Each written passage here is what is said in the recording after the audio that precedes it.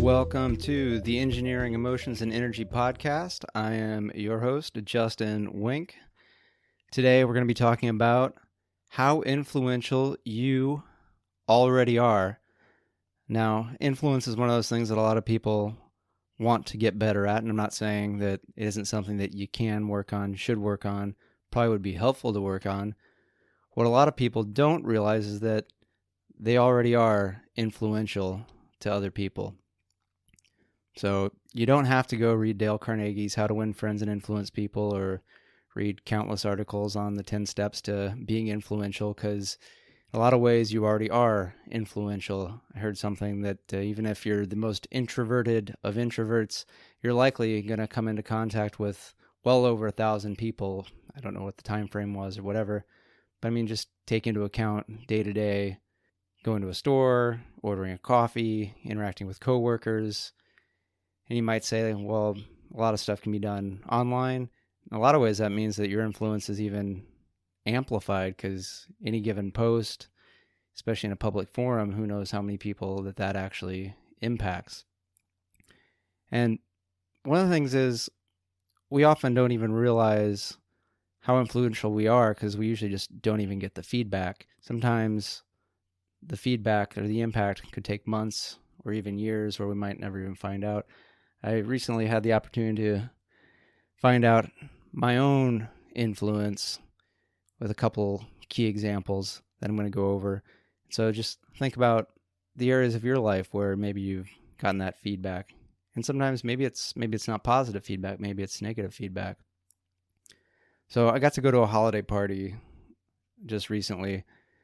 It was a very interesting party. It was a burning snowman party, sort of in the style of Burning Man, where a snowman was burned. And there were a lot of people I knew, a lot of people I didn't know, a lot of coworkers, a lot of former coworkers. And I had the really surreal experience where this young woman comes up to me and says, "Hey, do you remember me?" I was like, She said, I was your intern. I worked on a project for you." And I was like, oh yeah. And then I remembered, I'm not going to share her name.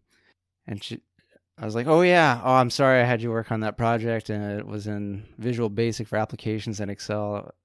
I learned not to have interns try to program in that, because it's just such a challenging language, and there's other languages that are a lot more useful, a lot more fun, and a lot more marketable nowadays. So I've learned to since have interns work in Python.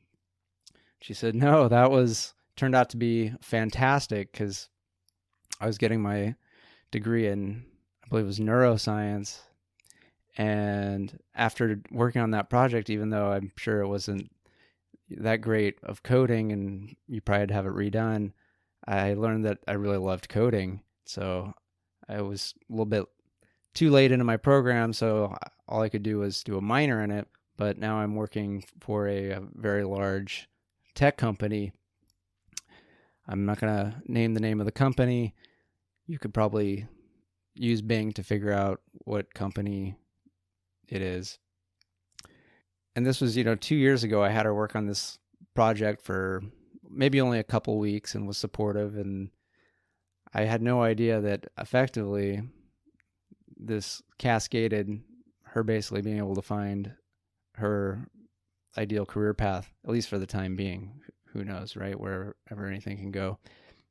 Another case where I got to understand how just me being me in situations and talking and being available and present can impact people for the better. A coworker came up to me and said, "Hey, what you said to me, I finally got it." I was like, what was that? He said, well, remember when we were on that business trip and we were talking about that relationship that I was in, that I really wasn't digging it, but it was better than being alone. Finally got away from that. It still sucks, but at least I got a chance. I got a chance at finding something better. So again, these are two instances where the influence happened. The feedback didn't come till much, much later. One case about 6 months, Another case, 2 years.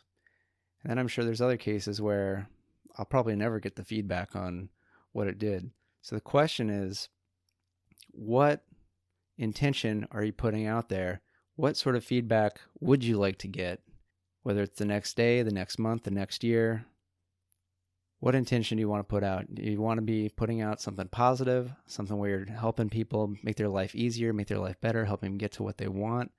Because perhaps the most important person you're influencing whenever you're having an interaction, whether that's in person, on the phone, online, through some writing, or just how you hold your body, the most important person you're influencing really is yourself. Because the one person that's hearing all the shit you see, hear, say, emote is you. So if at the very least you don't care about influencing those outside of you, what about influencing yourself? So something to keep in mind that, again, it doesn't matter all the 14 techniques or all the little things to remember. Just remember, at the very least, what is your intention? What would you like? How do you want to put that out in the world for others and for yourself? Because you fucking matter. You are an influential human being. You matter. Whether you want to or not, you matter. So the only question is, how do you want to matter? Well, thank you for listening. This has been the Engineering Emotions and Energy podcast. So if you want to check out more information, I'll get something thrown up on justinwenck.com. So it's Wenck, W-E-N-C-K. So that's W with a E for engineering. Anything you see, okay? I don't know if that works. We'll find out. If it works, great. If not, let me know. So again, thank you for listening. Good day.